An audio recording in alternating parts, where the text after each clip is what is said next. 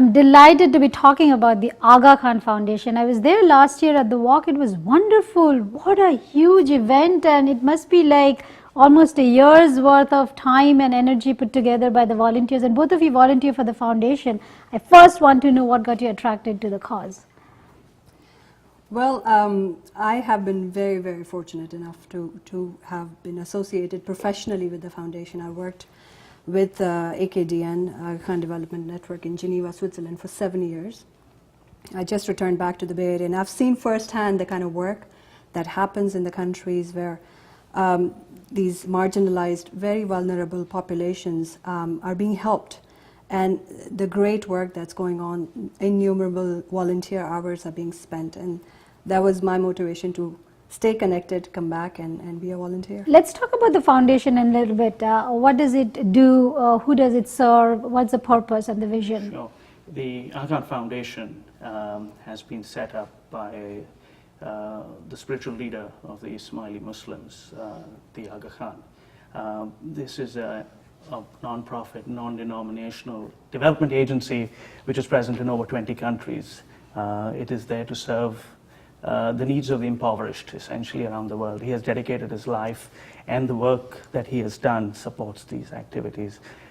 Personally, myself, have been working with it over 20 years. So tell me a little bit more about who does it specifically help? People in India, Africa, or all over the world? Who is it targeted to? It is the impoverished, and if you think about where they are today, half the world exists on less than $2 a day. And this population is predominantly in Asia and Africa. Right. And clearly in India, it is very evident. So the work in India, Pakistan, Afghanistan, Central Asia, parts of Africa, Mozambique, Madagascar, the work of the AKD is totally global.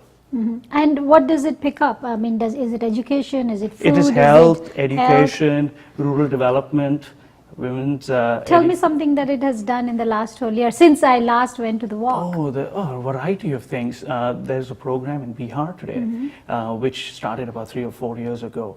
And today it has over 1,200 savings programs for the poor. As you know, Bihar is one of the poorest states in India.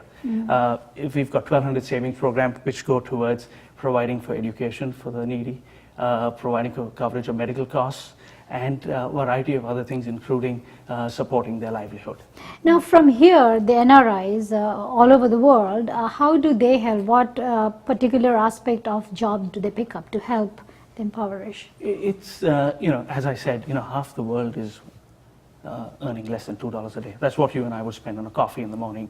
$20, for instance, provides books for a preschool in Pakistan. $100 a day would probably give you enough to stock a mini library.